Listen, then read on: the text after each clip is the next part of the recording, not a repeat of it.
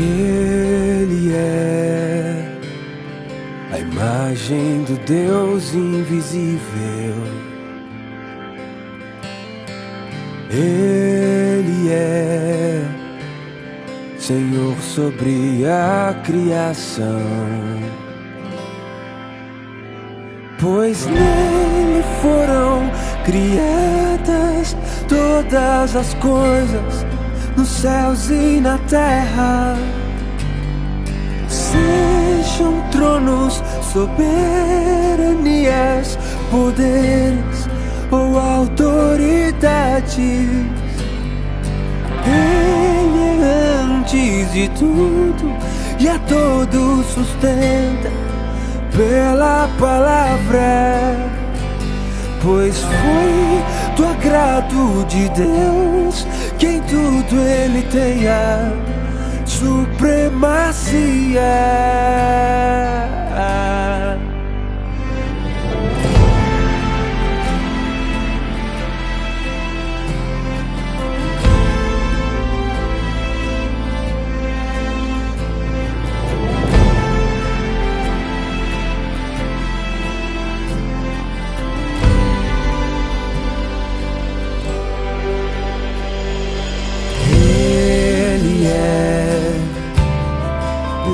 Esplendor da glória do Pai,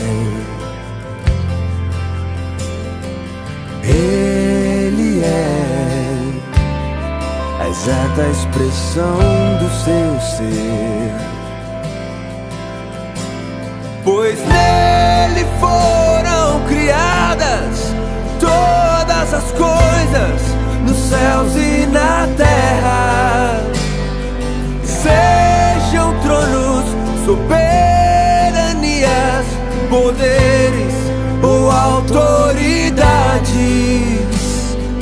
Ele é antes de tudo, de a todos sustenta pela palavra, pois foi do agrado de Deus que em tudo Ele tenha supremacia.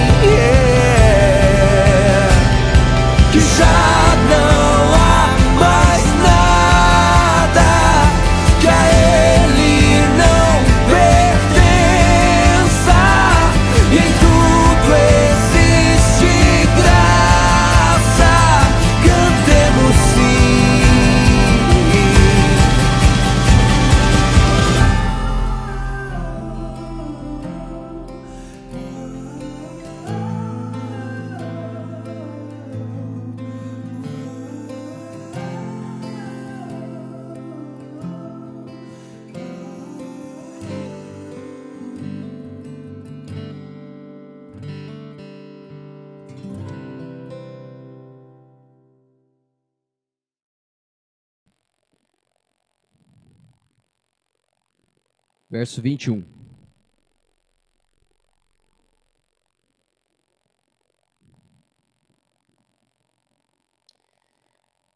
Diz o texto da Sagrada Escritura: daquele momento em diante, Jesus começou a falar claramente a seus discípulos que era necessário que ele fosse a Jerusalém e sofresse muitas coisas terríveis nas mãos dos líderes do povo, dos principais sacerdotes e dos mestres da lei. Seria morto, mas no terceiro dia ressuscitaria. Pedro o chamou de lado e começou a repreendê-lo por dizer tais coisas. Jamais, Senhor, disse ele, isso nunca lhe acontecerá. Jesus se voltou para Pedro e disse: afasta-se de mim, Satanás. Você é uma pedra de tropeço para mim, considera as coisas apenas do ponto de vista humano e não da perspectiva de Deus. Então Jesus disse a seus discípulos: se alguém quer ser o meu seguidor, negue a si mesmo, tome sua cruz e siga-me. Se tentar se apegar à sua vida, a perderá. Mas se abrir mão da sua vida por minha causa, a encontrará.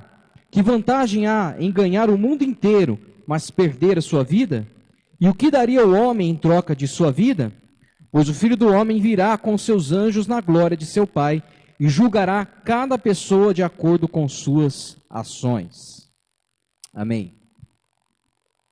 Quero começar essa mensagem com uma pergunta clichê, que a gente costuma chamar. Qual foi a última coisa que você deixou de fazer por causa de Jesus? Eu me lembro que, na minha época de jovem, essa era uma pergunta retórica, feita quase em todas as pregações. E clichê, porque parece piegas no fazer tal pergunta no mundo pós-moderno em que a gente vive, onde o tempo todo que, na maioria das pessoas, norteia e impera as escolhas são os sentimentos. Então, a maioria de nós e do mundo, na atual condição em que nós nos encontramos, no cenário atual que nós nos encontramos, as escolhas são baseadas no que nós estamos sentindo. E alguns de nós, às vezes, estamos batendo no peito e dizendo: eu não sou dessa turma gospel, dessa turma evangélica, eu não faço parte dessa loucura.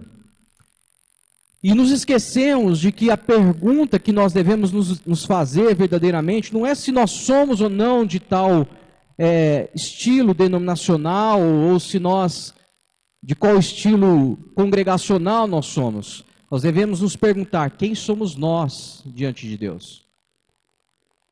Porque a gente pode se esconder atrás de uma fantasia, atrás de uma alegoria que nós apresentamos para o mundo, mas nós não podemos nos esconder de Deus.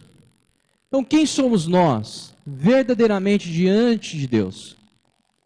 Quem somos nós como igreja? Quais são as escolhas que nós fazemos?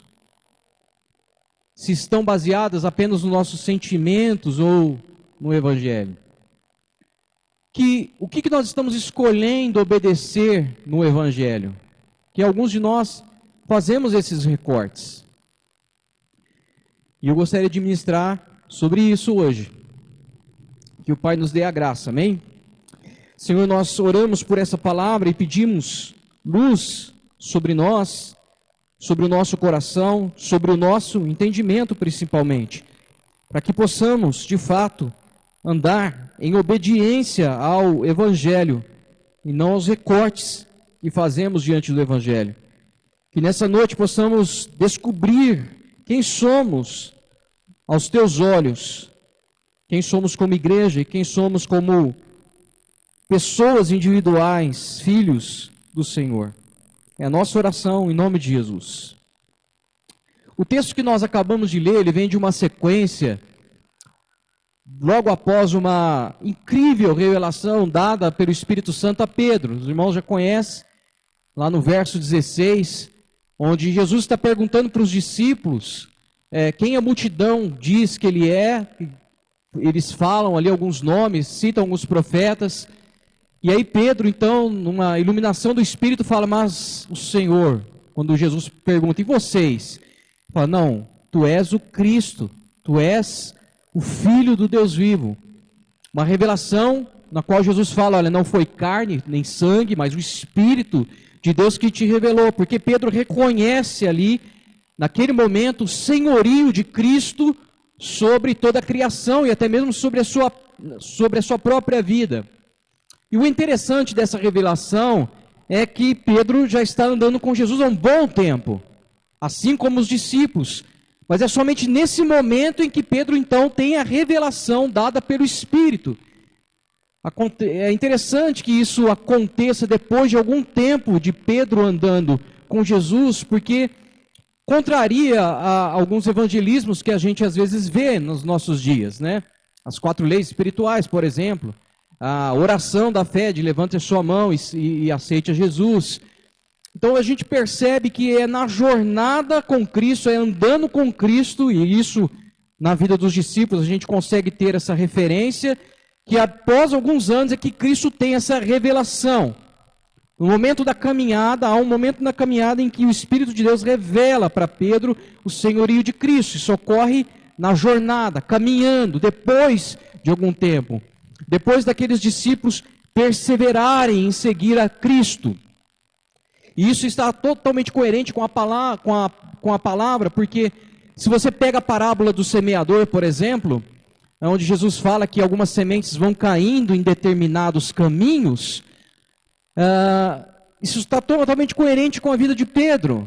Pedro é a semente que caiu na terra fértil e não se perdeu. Essa semente cresceu, ele amadureceu, ele reconheceu e ainda continuou amadurecendo e crescendo no conhecimento do Filho de Deus. Então, baseado nesse texto de Mateus 16, eu quero entrar num ponto que talvez é delicado e pouco popular na igreja, justamente porque fala da cruz. E é pouco popular falar da cruz, é pouco popular falar de negar a si mesmo. Chesterton já dizia que haveria um tempo em que nós teríamos que provar que a grama é verde. E às vezes nós interpretamos essa frase de Chesterton apenas para a cultura secular, para a cultura mundana, mas isso também afeta a esfera eclesiológica.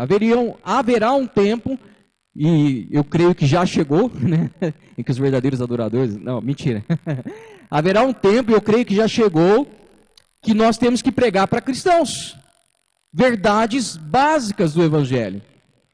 E apesar de muitos de nós aqui ser oriundos de outras denominações, ter rompido com muita coisa gospel, que nos falaram que era o Evangelho, e hoje nós temos o entendimento que não é necessariamente o Evangelho, nós precisamos manter uma vida coerente com o Evangelho, uma vida cristã sadia, e nós precisamos ter o cuidado para nós não pendermos para o outro extremo, e nos esquecermos que há apenas uma vida para ser vivida diante de Deus. Há apenas uma vida no qual nós podemos viver de modo excelente diante de Deus. Essa vida é a vida do próprio Deus. É a vida abundante que Ele prometeu para todos aqueles que nele creem. Há uma maneira de Deus de se viver a vida. Há um modo digno, nas palavras de Paulo. Nós só temos uma vida para ser vivida, e o encontro com o Evangelho nos desperta para viver ao modo de Deus. Antes de Pedro ter essa revelação do alto, Jesus alerta os discípulos, lá no verso 5 de Mateus 16, sobre o fermento dos fariseus. E os discípulos confundem isso porque eles vêm da multiplicação de pães aqui, e eles passam ali por uma cidade, estão indo para uma cidade. Jesus olha aquela multidão, vê que aquela multidão está com fome, e eles se confundem achando que Jesus está falando de pão terreno. Mas logo após, Jesus então explica que era sobre o ensino dos fariseus. Então, antes de Pedro ter a revelação do Cristo, nós vemos o Senhor advertindo e alertando os discípulos para não se atentar ao ensino, ao fundamento, ao fermento dos fariseus e saduceus. Porque antes de nós termos a revelação do Cristo, do senhorio de Cristo, da obra salvífica de Cristo sobre a nossa vida, antes de nós nos tornarmos discípulos de Cristo, porque é ali no reconhecimento do senhorio de Cristo que nós nos tornamos discípulos. Então, antes de termos esse rompimento na nossa vida, de passar de apenas um seguidor para um discípulo, Jesus nos alerta que nós devemos abandonar qualquer ideia de culto à imagem, como era na vida dos fariseus. Então lembre-se das várias advertências, dos vários confrontos que Jesus teve com os fariseus, que era apenas uma casca, era apenas religiosidade, faziam para se aparecer, faziam para obter favores. Então Jesus fala, olha, toma cuidado, antes de você ser discípulo, você tem que abandonar completamente essa imagem do culto performático. A ideia de culto à imagem, do eu, da aparência, da casca oca. E também deve abandonar qualquer ensino sobre liberalismo, que mata a consciência, que mata na nossa consciência a fé em Deus, como era na vida dos saduceus. Porque a estirpe dos saduceus não acreditavam em nada. Então a gente tem que abandonar o culto à imagem e ao mesmo tempo abandonar qualquer liberalismo que possa ocasionalmente matar a nossa consciência, a nossa fé. E Jesus faz isso na caminhada. E é interessante em que momento Jesus faz isso. Ele faz isso indo para Cesareia, uma cidade a mais pagã que havia naquela época nos limites de Israel. Onde Cesareia era onde os povos se reuniam, cada um tinha o seu Deus, cada um tinha o seu nicho, o seu credo, o seu altar, semelhante aos recortes do evangelho que a gente vê hoje em dia. Cada um adora Deus do seu jeito, da sua forma, da sua maneira, fazendo os recortes do evangelho, criando um Deus à sua própria imagem e semelhança. Então a ênfase de Cristo, nesse momento aqui em Mateus 16, é para que haja um completo desprendimento de uma falsa espiritualidade, de uma falsa religiosidade enclausurada no culto à imagem, enclausurada no templo, na redoma, nos muros. E ele faz isso para que a raiz de toda a fé seja no Filho, no ensino do Filho, no discipulado de Cristo. Para que quando os castelos de cartas da espiritualidade vazia institucional cair, ninguém retroceda. Então Jesus quebra completamente aquela espiritualidade oca do templo, dos fariseus, e aquela espiritualidade vazia do liberalismo dos saduceus, para que a verdadeira fé nasça do Filho de Deus. Não se apoie em nada a não ser em Cristo. Para que então, quando as tempestades, os ventos soprarem sobre a casa, a nossa fé não desmorone. O castelo de cartas não caia. Ninguém retroceda na fé, porque a fé não tem a ver com aquilo que é aparente, mas a obediência ao Evangelho. Não tem a ver com aquilo que é estereótipo, imagem. E aí então a gente chega na revelação de Pedro. Por que Jesus faz isso? Para que nenhum discípulo ande pela cabeça dos outros. Porque qualquer pessoa que anda pela cabeça dos outros não é discípulo de Cristo, é discípulo do outro. É por isso que nessas igrejas apostólicas, fiquei sabendo até esse final de semana, teve um pastor lá em casa, lá, nos visitando, e ele falando que já tem até o título de arcanjo agora, não sabia não. Tem apóstolo, que já subiu para apóstolo, era patriarca, aí acabou o título, agora está em arcanjo. Está em arcanjo. Eu falei assim, sorte deles que Jesus ainda não liberou Miguel e Daniel, porque ele está doidinho, Miguel está doidinho para dar uma espadada na cabeça de alguém. Então, quando a gente segue e vai pela cabeça de outras pessoas, nós não somos discípulos de Jesus. Para ser discípulos de Jesus, tem que haver uma decisão no coração de que Jesus é o único, é exclusivo, ele é absoluto. Porque denominações falham, pastores falham, irmãos de igreja falham, mas Cristo não. E todo verdadeiro pastor, escute bem, olha aqui para mim, todo verdadeiro pastor tem como alvo a emancipação das ovelhas. Todo verdadeiro pastor. Ele quer que as ovelhas, que não são dele, são de Cristo, cresçam e sejam independentes. No que se refere a meditação, a oração, ao jejum, a busca, a devoção, a adoração, a revelação da palavra de Deus. É claro que com isso eu não estou fazendo aqui apologia a nós desprezarmos uns aos outros. Muito menos aqueles que tentam nos ajudar na caminhada. Mas eu apelo para que você se torne alguém que cresça em Deus e tenha suas próprias convicções bíblicas, fruto da meditação nas Escrituras, como nós compartilhamos quarta-feira passada no nosso grupo lá. Porque são essas convicções que você desenvolve em Deus, que te seguram na jornada da fé, que te sustentam no caminho estreito de Jesus. O Evangelho nada mais é do que o resultado de nós olharmos para a Escritura, meditarmos nela, ouvirmos Deus falar e respondermos com o nosso total compromisso ao que Ele está falando. E aí nós vamos descobrindo, discernindo, percebendo o que é palavra de Deus e o que é palavra de homens. O que é palavra de Deus na boca daqueles que me cercam. E aquilo que não é palavra de Deus na boca daqueles que me cercam.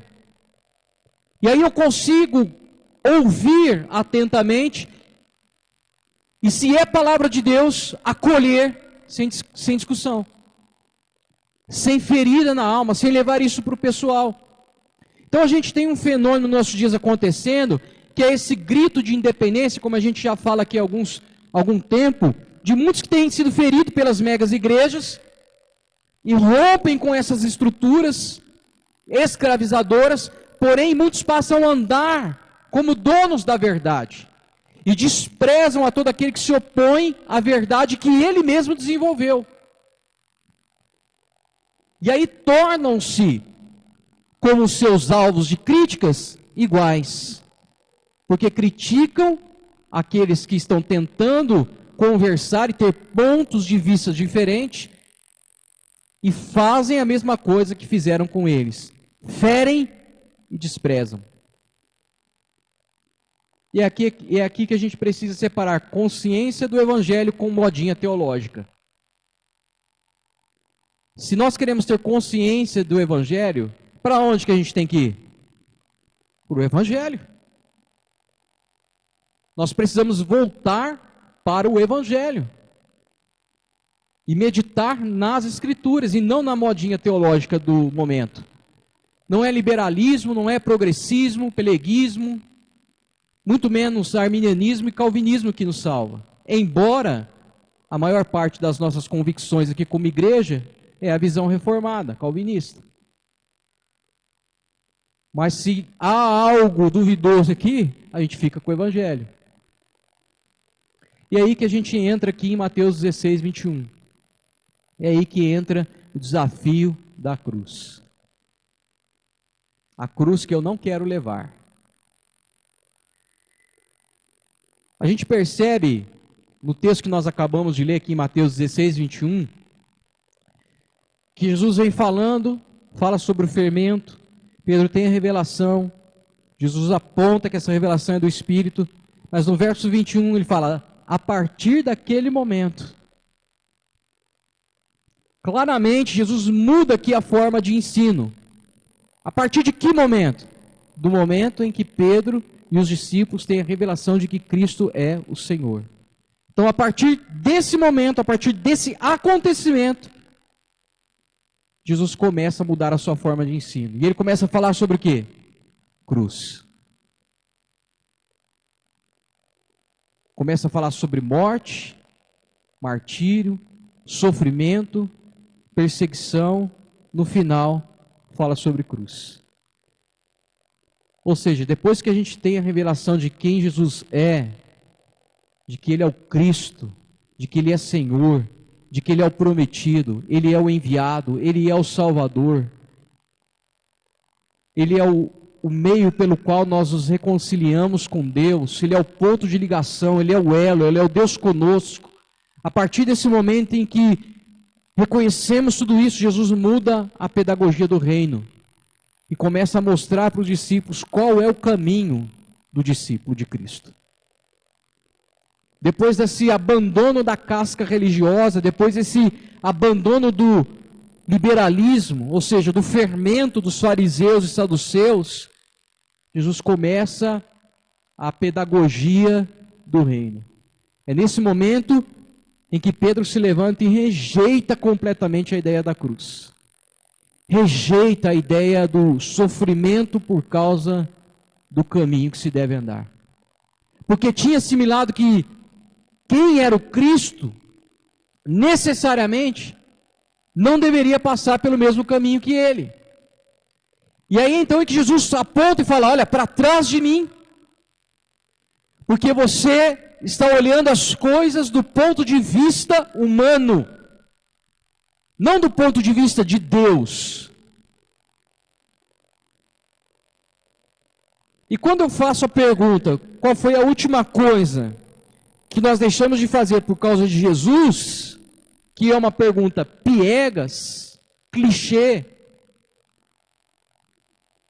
às vezes a gente pode entrar por esse caminho.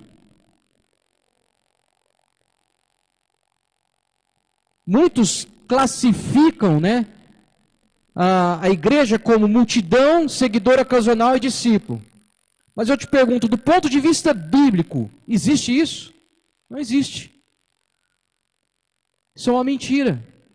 Porque aos olhos de Deus, todos nós fomos chamados para ser como quem? Cristo. Então, aos olhos de Deus, ou nós somos discípulos, ou não somos.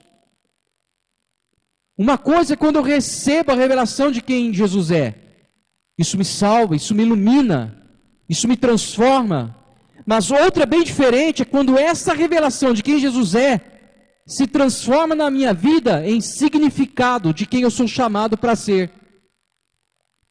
E eu sou chamado para ser como Ele. Então é inevitável que ao recebermos a revelação de quem Jesus é, logo na sequência, em um ato contínuo, eu vou me deparar com o fato de que essa revelação vai requerer de mim um compromisso com quem eu fui chamado para ser. Com quem Deus quer me transformar para ser. Então, irmãos, todos nós somos chamados para ser discípulos. Todos nós somos chamados para ser como mestre, para andar como Ele. Há um texto bíblico que vai falar assim: como você recebeu a Cristo, andai também nele. Então, se você um dia reconheceu a Cristo como Senhor da sua vida, você foi chamado para andar no caminho que Ele preparou. E esse caminho que Ele preparou é para se tornar como Ele. Todos que reconhecem a Jesus, que obtiveram de Deus a tal revelação de que Ele é o Cristo, eles têm duas opções. Ou eles se abrem para serem transformados na imagem desse Filho amado, ou se tornam rebeldes à revelação de que são chamados para se tornar como o Filho amado. E, consequentemente, esses que se rebelam, tornam seus corações endurecidos, fazendo do Evangelho recortes. O que revela um coração não regenerado, não transformado, e que possivelmente, não há como afirmarmos, não nasceu de novo. Então a pergunta para nós hoje é bem simples. Sendo Jesus quem é, como é que eu devo ser? A resposta é mais simples ainda. Se Ele é quem Ele é, e se eu fui feito à sua imagem e sua semelhança, tudo que em mim não se pareça com Jesus é uma dessemelhança a ser tratada e curada. Se Ele é quem Ele é, e se eu fui chamado para ser a sua imagem e sua semelhança, tudo que em mim não se pareça com Jesus é uma dessemelhança a ser tratada e ser curado na minha vida. Porque o meu chamado é para ser semelhante a Ele. É para me conformar a Ele.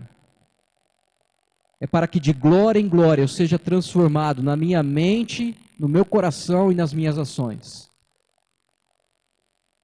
E esse processo dura a nossa jornada de existência aqui na Terra. Eu sei que a gente tem a teologia do não presta aqui, né? Ninguém presta e todos carecem da glória de Deus.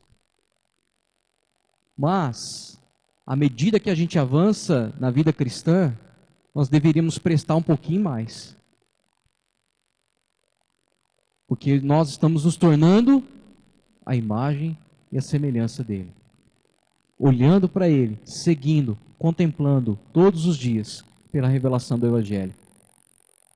E aí é onde o Evangelho se funde com as fibras do nosso ser e reflete a glória de Deus através de nós. É essa transformação que precisamos seguir. Sendo transformados pelo Espírito. Agora, como que isso acontece, irmãos? Volta aqui comigo para o texto. Mateus 16.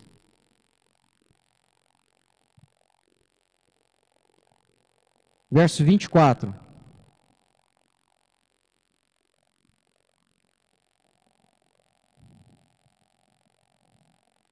Então Jesus disse aos seus discípulos: Se alguém o que, irmãos? Fala alto aí. Tem alguém vivo aí? Se alguém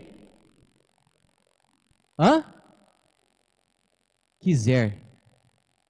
Se alguém quiser. Então a escolha é nossa. A escolha de se tornar quem Jesus nos chamou para ser, quem Deus nos chamou para ser em Cristo, é nossa. Não é uma coisa de agenda, não são estímulos visuais, não são estímulos emocionais, motivacionais.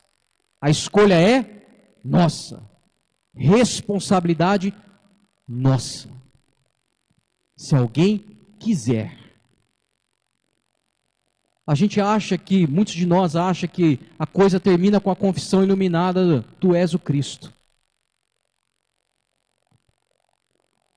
Mas essa confissão de tu és o Cristo na minha vida, só ganha relevância de poder de quem aceita o caminho de Cristo. Por isso a igreja não é mais respeitada hoje. Por isso pastores não são mais respeitados hoje.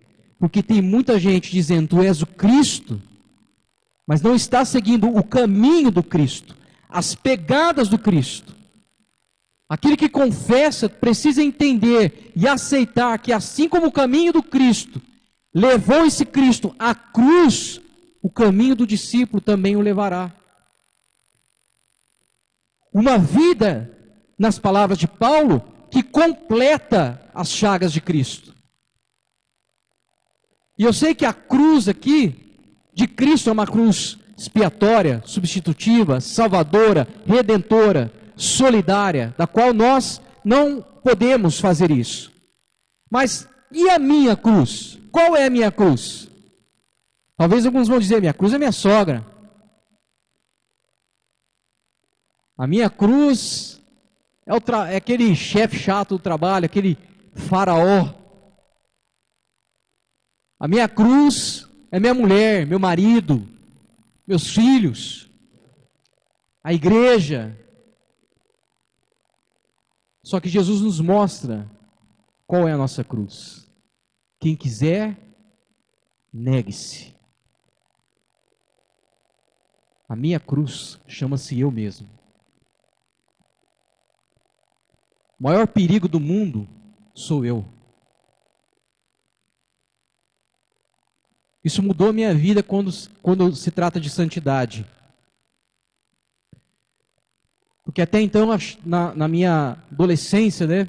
Minha fase adolescência, mudança de fase para adulto ali na igreja, achava que santidade era uma forma de eu me preservar para Deus. Mas na verdade, santidade é uma forma de eu preservar o mundo do mal que há em mim. Proteger o mundo de mim. Isso muda completamente a perspectiva das interpretações. Muda a maneira como eu lido com as pessoas. Então, o processo começa com a revelação de Cristo, mas não termina. ele continua com uma decisão completamente pessoal. Quem quiser, negue-se. Tome a sua cruz. Então hoje nós temos um convite diante de nós. E nós, todos os dias, ao levantarmos, nós temos que escolher. Decidir se nós vamos andar por esse caminho. Se nós continuaremos a aceitar essa escolha que Deus nos propõe. Lá em Deuteronômio 28, Deus coloca a vida e a morte diante do povo de Israel e fala, ó, decida. Semelhantemente, Jesus aqui, diante dos discípulos, coloca também a vida e a morte. Porque ele fala, aquele que quiser salvar a sua vida, vai ganhar. Aliás, vai perder. Mas quem perder a sua vida por amor de mim, a ganhará. Então veja bem, nós aqui como pastores, como líderes, até mesmo como irmãos, como igreja, nós não conseguimos transferir coração. Ninguém transfere paixão, ninguém transfere devoção. Se essa não for uma coisa absolutamente, uma escolha nossa. De decidir andar pelo caminho, de decidir se render, de decidir adorar, de decidir se entregar a Deus completamente. Tem que ser uma coisa visceral, uma coisa que vem aqui de dentro, da nossa intimidade secreta com Deus, do nosso ser, do nosso intestino, de dentro de nós. Se não for uma decisão arraigada no nosso interior, daquilo que nós chamamos de eu, toda a construção que nós fazemos em Deus vai cair. Quando os ventos soprarem, quando as enchentes nos atingirem, quando o castelo de carta for soprado, não sobrará nada. Ninguém pode transferir paixão ao seu coração. Ninguém. Pode te inspirar, mas transferir não. A escolha de andar por um caminho de paixão por Deus é sua. De obediência, de entrega. E isso é libertador, irmãos. Eu comentava com esse pastor que foi lá em casa, né? Ele contando dos seus anos de ministério. É um pastor que já tem quase 60 anos de ministério. Começou lá nos 20, 50, 40, mais ou menos, ele tem de ministério. Contando e a gente assim se identificando. Porque nós nos libertamos completamente da responsabilidade alheia.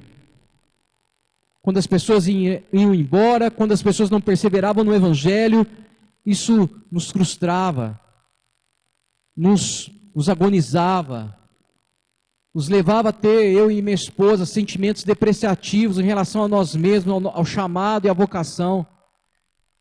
Até então que nós entendemos que a escolha é individual.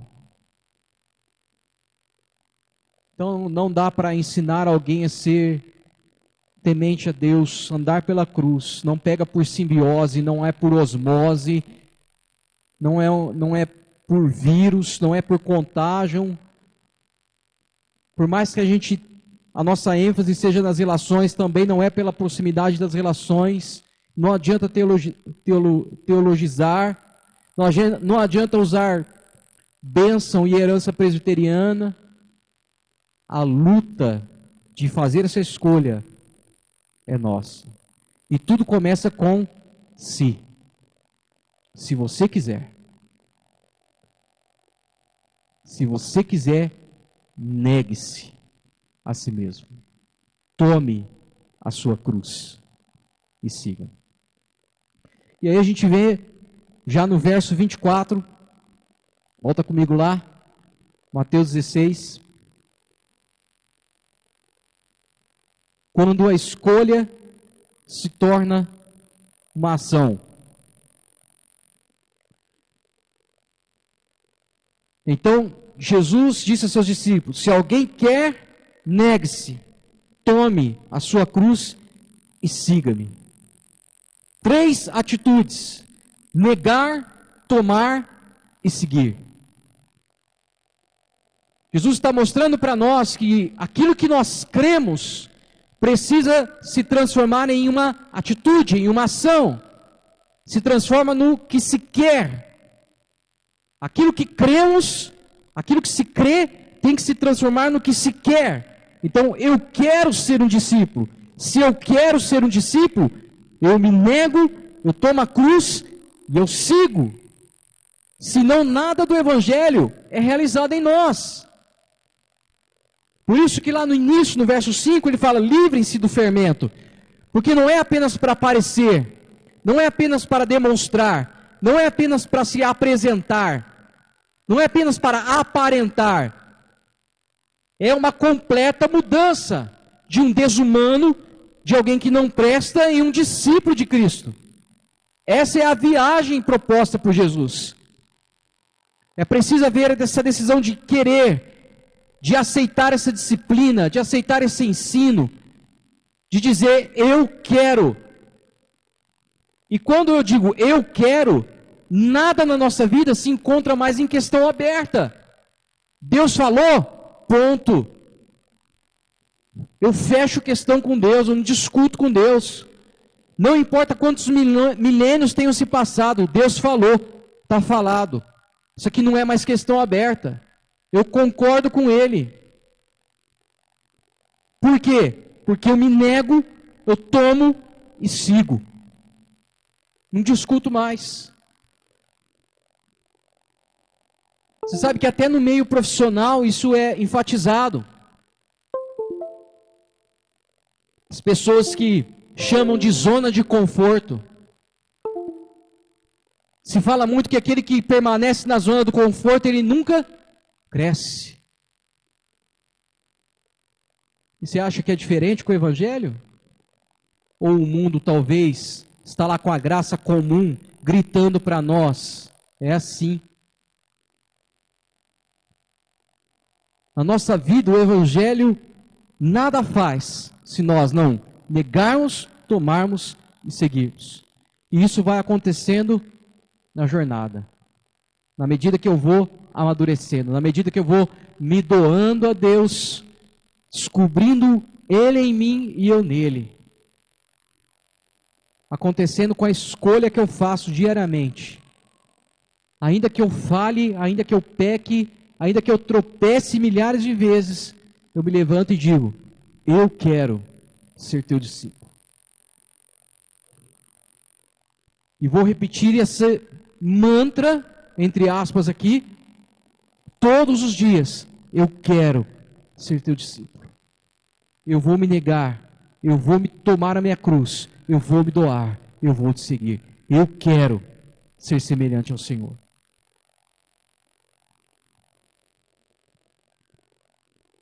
E aí eu volto à minha pergunta no início. Qual foi a última coisa que você deixou de fazer por causa de Cristo? Mesmo não querendo, você negar a si mesmo e dizer, eu quero ser discípulo. Mesmo quando tudo é insuportável, você tomar a sua cruz e dizer, eu quero ser teu discípulo. Mesmo quando tudo na sua vida estremece, você negar a si mesmo e dizer, eu quero ser teu discípulo. Eu quero, eu quero, eu quero. E o que é negar na cabeça de alguns? Alguns vão interpretar esse texto como negar coisas da vida. Mas Jesus é bem claro aqui no texto. Jesus está dizendo, quem se apegar à sua vida, em algumas traduções diz, quem se apegar à sua alma, a psique. Então a ênfase de Jesus é, negue as máscaras, negue as crostras, as incorporações, as fantasias que você chama de eu. Negue. Negue aquilo que te torna uma dessemelhança de Cristo. Negue. O que você apresenta para as pessoas com o objetivo de aprovação. que você apresenta para as pessoas sua fantasia, desfilando na Sapucaí da vida, com medo da rejeição. Que você apresenta para as pessoas com objetivo de elogios, de ganância, de aplauso, de reconhecimento. Ou talvez, como temos visto também nos últimos tempos, com o objetivo de obter das pessoas compaixão, uma falsa humildade, consideração dos outros. Porque isso é ganhar o mundo e perder a alma. Tudo que você faz que te torna uma dessemelhança de Cristo, para ganhar aplauso, para se apresentar quem você não é ganhar o mundo e perder a alma. Si mesmo é feito de conquistas, de traumas, de ilusões, decepções, de paixões, de revoltas, de raivas, de política, de ideologias, de gostos culturais. E a gente alimenta o nosso eu com essas ilusões, com os traumas parentais, com as desculpas psicológicas. Tudo isso para não olhar para a cruz e dizer: eu quero. E é essa adoração de uma imagem apresentável para o mundo que destrói a nossa dessemelhança com Cristo. Contar um testemunho pessoal meu. É quando alguém olhava para mim e dizia: aí vai um homem de Deus. Mal sabia do que estava por trás daquele coração. Aí vai um homem bem-sucedido, talvez seja para você. Aí vai uma mulher, um homem bonito. Aí vai uma pessoa inteligente. E aí você se entrega ainda mais para alimentar essa ilusão. E não se vive de verdade. Dando ouvido até mesmo a pessoas que nem temem a Deus, nos esquecemos do que o Evangelho define como vida verdadeira. Quando compramos essas definições que o mundo tenta nos dar, a gente se coisifica. Alimentamos o eu, negamos a cruz. E saímos por aí dizendo: eu. Isso é muito evidente nas redes sociais hoje. Precisamos postar uma foto bonita, dizendo aleluia. Mas eu te pergunto, e quando tudo desmoronar? E quando tudo cair? E quando esse castelo de cartas, essa imagem oca cair? Quanto do Cristo sobrará em nós? Pois quando tudo cai, quando essa imagem toda cai, é que aparece o que estava na subjetividade. O que ninguém viu por anos, estava oculto na casca, é exposto. E às vezes é preciso o fim de um relacionamento para isso acontecer, a falência, a perda do ministério, como foi no meu caso, o desvio dos filhos, para que todas as fantasias e ilusões que alimentamos sejam comidas pelas mortes físicas e emocionais da nossa vida. E aí, de fato, a gente volta a nossa vida para o caminho da cruz. E alguns acham isso ruim, mas no meu caso, foi muito bom. Não estou dizendo que é fácil, não é dolorido, mas é melhor ser desiludido nessa vida do que chegar lá diante do Senhor e dizer: Senhor, no teu nome fiz, profetizei, curei, preguei, discipulei. E Deus olhar para nós e dizer: te conheço. Por que eu não te conheço?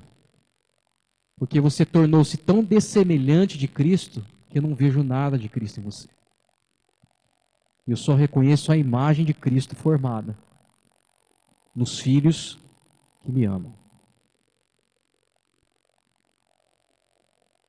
Para a gente encerrar, verso 27 diz o seguinte: pois o Filho do Homem virá com seus anjos na glória de seu Pai e julgará cada pessoa de acordo com as suas ações. Minha pergunta é: você quer entrar pelo caminho do discípulo?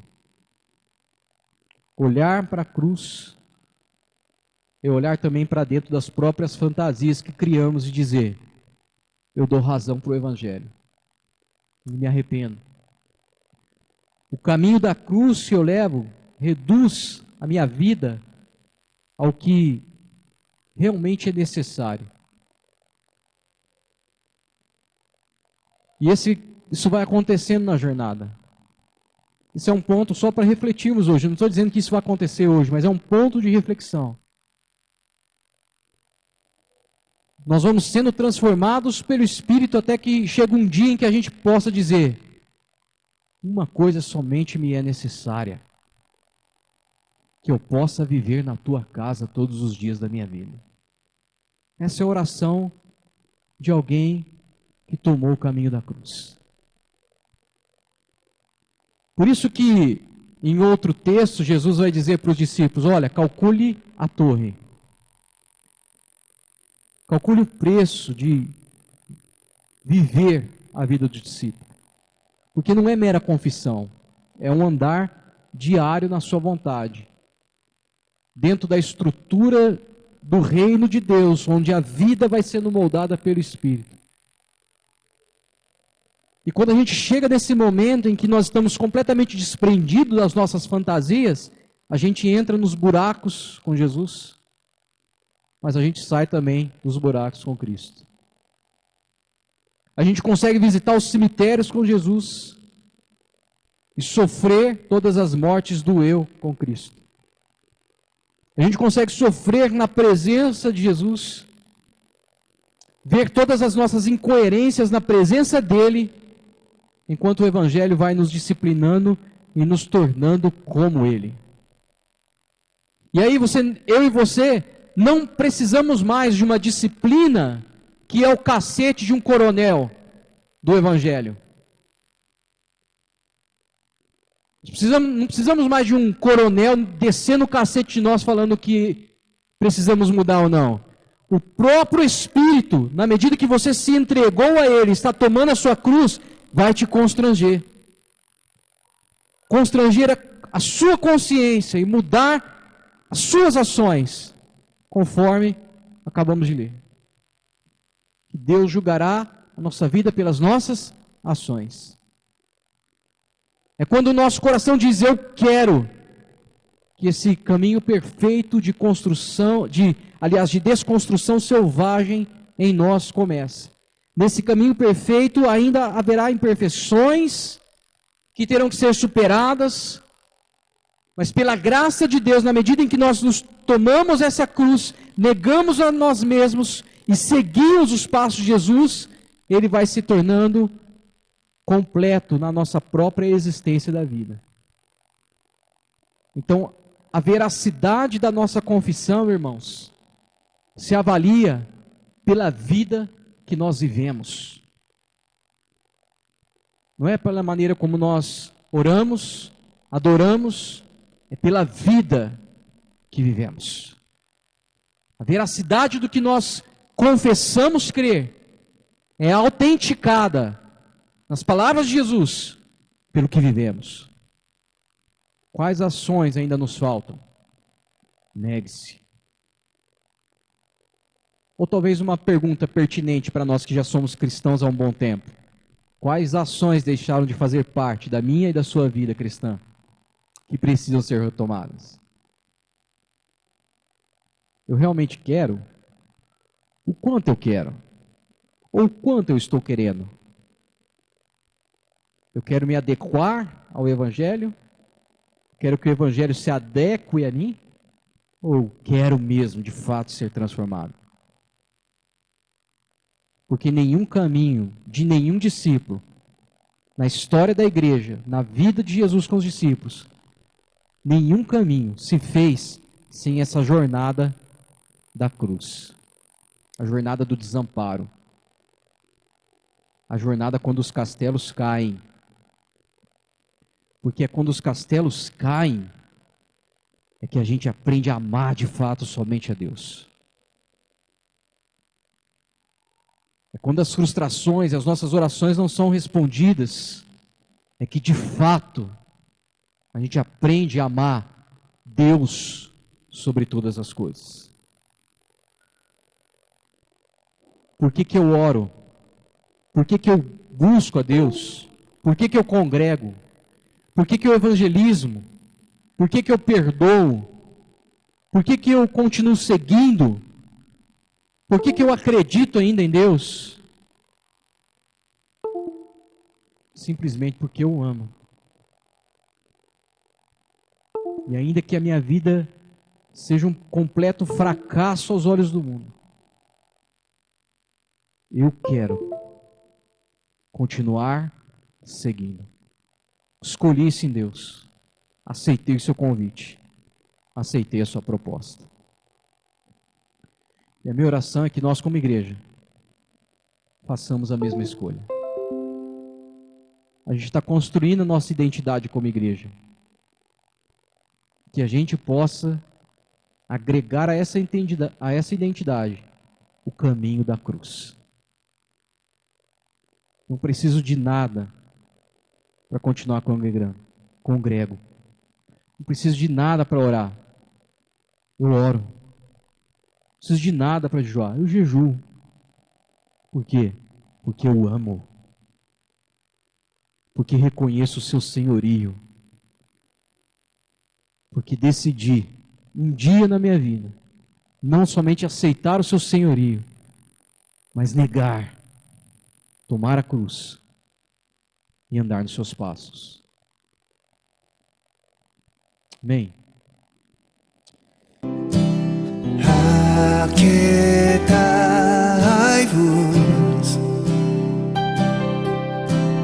e sabei que eu sou Deus, e sabei que eu